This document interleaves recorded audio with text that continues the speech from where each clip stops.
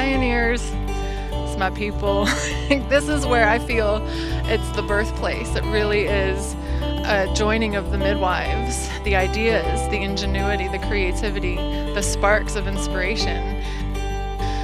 Bioneers brings all of these visions and all of this action together. There's nothing that's off the table here. It's all possible and it's all connected and it's so liberating. Hi, I'm Imara Jones, special correspondent with FSTV here at the Bioneers Conference, this annual gathering of people from all around the country and all over the world to discuss what the natural environment can tell us about ourselves, how to live with each other, and the world in balance. This is the 30th anniversary of the Bioneers Conference, and we're thrilled to be talking to right now Kristy Drutman, who is a podcaster. Her podcast is Brown Girl Green. She's also a digital activist on climate change and on the environment. And so because we want to talk about how to use new tools in order to engage more people in the climate discussion, we had to talk to you. So thanks for joining us. I'm super happy to be here. Thank you for having me. So is this your first Bioneers? This is not my first Bioneers. This is my third Bioneers. Oh, me too. Oh, so we're both third year veterans together. Yes.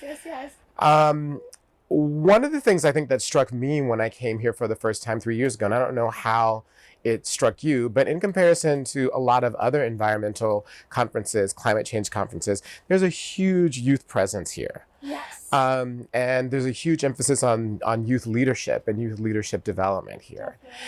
And I'm wondering how you think then that makes what comes out of Bioneers different than other conferences. What do young people bring to the conversation around climate that isn't when they're not there?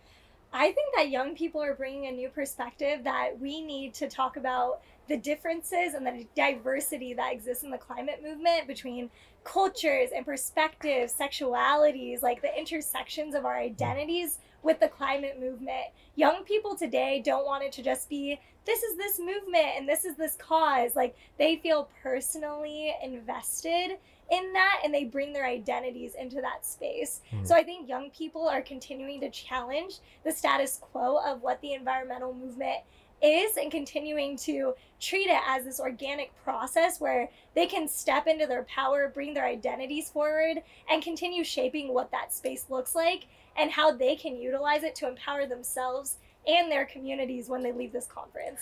Right, and I mean, it's one of the interesting things about climate change in general is that the people who are impacted by it are not the people causing the harm, right? Yes. And that overwhelmingly those people are poor and of color, Yes. right? In general. But that's not what the movement looks like. Yes. However, that is what young people look like in terms of the diversity, as you say, around sexual orientation, race, you name it, gender identity, the full spectrum.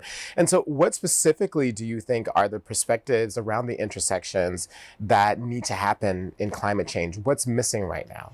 I think one of the biggest things that's missing right now is an emphasis on Indigenous rights and Indigenous sovereignty. I think that sometimes it's been addressed, it's been acknowledged, but I think that we need to continue pushing that a step further. We have to understand that if we're trying to build the world that we want to see for this future generation, it can't just be left at let's bring renewable energy on the table. We also have to think about Indigenous people's rights and the fact that most of them don't have their land anymore and that we all are living on stolen land. And I think that young people are acknowledging that harm and are, in the US, the tragic past and the suffering that's happened in this country. And I think that we are thinking in the future, how can we create economies and societies that aren't just about money and consumerism and just, creating the next big thing and the next human-oriented solution to climate change. It's also how can we heal our communities? How can we create regenerative economies? And how can we support and heal one another as we're trying to build this future world after the damage that's been done and the ecological crisis that we're currently in. So I think young people are trying to envision what that future world could actually look like rather than just saying these polluters are wrong or we need to stop fossil fuels. We have to actually also be thinking about what is the world we're actually trying to strive for. And I think young people are actually starting to create a language and a vision for that. Mhm. And I think it begins with acknowledging and pushing for Indigenous rights and sovereignty. Mhm. Um, One of the things that I'm curious about is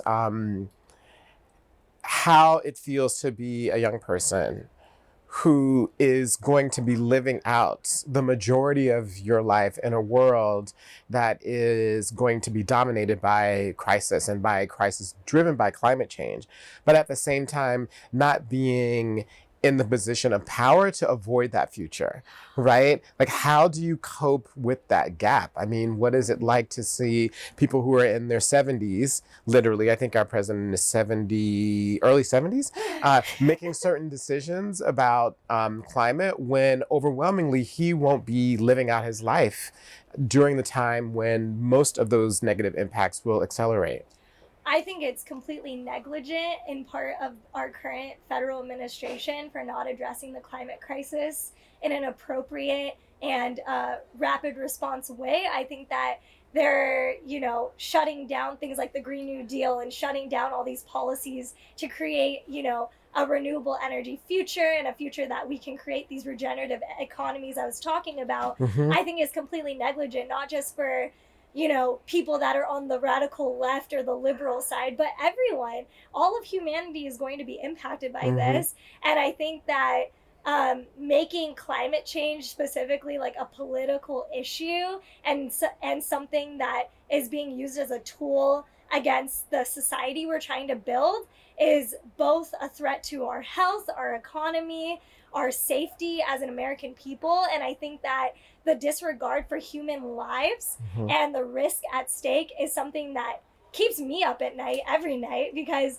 I think about the fact that people are dying. Like, there's people currently dying. It's not like climate change That's right. is In the future. off in this distant future. Like, Right. there's people dying right That's now. right. Like in Or the this Amazon country. is burning now. The glaciers are melting now. Yes, Yeah. and we have communities that are being impacted by floods, Mhm. hurricanes, natural disasters, Correct. wildfires, even here in the Bay Area, California this past year. That's right. And I think that we can't keep acting like it's something that is someone else is going to deal with it. Someone else is going to deal with it. Because eventually we're all going to have to deal with it. And the people that don't have enough resources or preparation or education to deal with and address these issues and to save their communities are going to be most negatively impacted. So for me, I feel like I care about my people. I care about other people that are going to be impacted by this, not just now, but in future generations.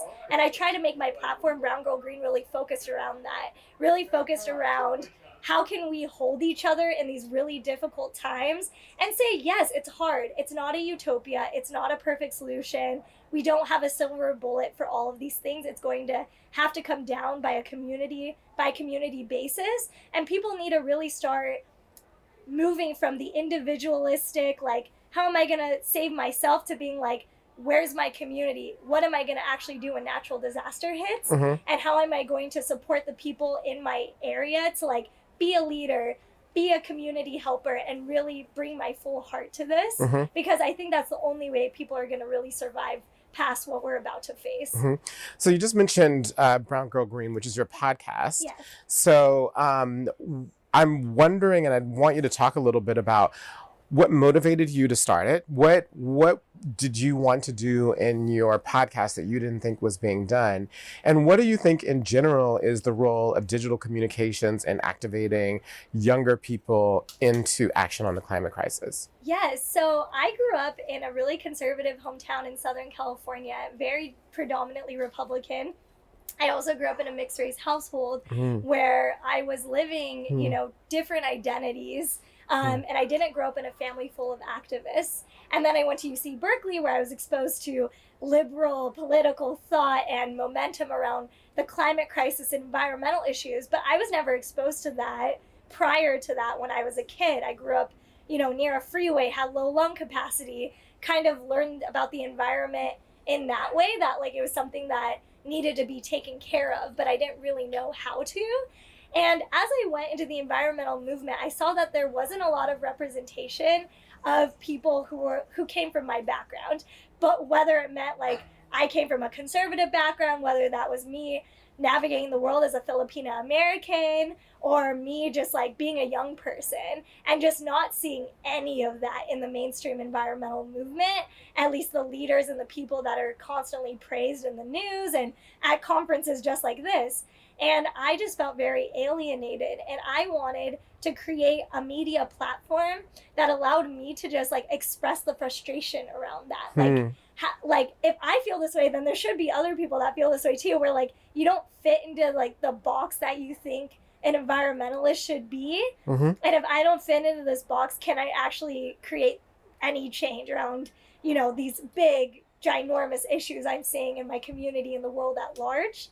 And I was like, I want to create a media platform for that. So I started interviewing like people of color in the environmental movement. Specifically, had to like dig into the interwebs, but I found mentors, I found leaders, and I found community support. I felt seen for the very first time in that work. And I feel like my podcast was originally where it started out, but now it's expanded into me actually, you know, having a large following on Instagram, making blog posts, making mini videos. So Brown Girl Green as a whole isn't just the podcast anymore. It's now morphed into like a media platform and an experimental platform where I'm really seeing how can I use digital media and create a path that hasn't been created before to meet the average person where they're at about climate change in a way that's not caught in the deep realms of scientific data, or like, you know, just shouting and saying like the policy's wrong.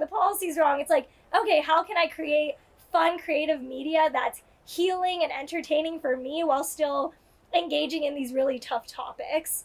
And so I think with digital media and communications, which has been such a new avenue that I've explored since like 2015, but have really gone into since 2017, I've seen the role of influencers and digital media as an opportunity to tap into a platform for democracy where you're able to, if you're able to fight the algorithm, tell me about it. Build community with people who have similar interests as you, but even people that have different interests as you, if you push yourself to not make your content or follow content that's polarizing.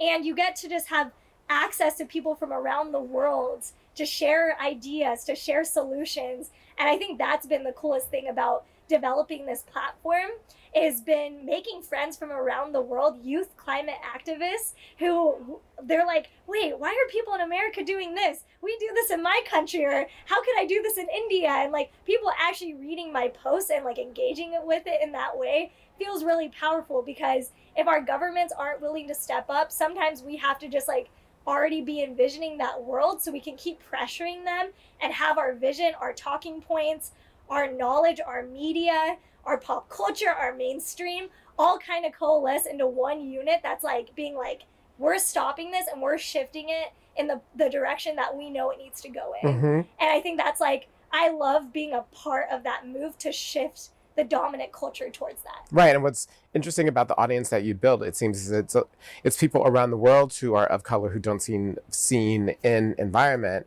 that are finding ways to connect through what you're building, which is hope. Actually, that's the way that hope builds out in this particular movement. Well, thank you so much for joining us. It's been really great to talk to you. Congratulations on Brown Girl Green and all that you're doing. And, you know, we urge people to follow Brown Girl Green and you to continue to engage in the conversation. So thank you for joining us on FSTV's special coverage here from Bioneers Conference, and stay tuned.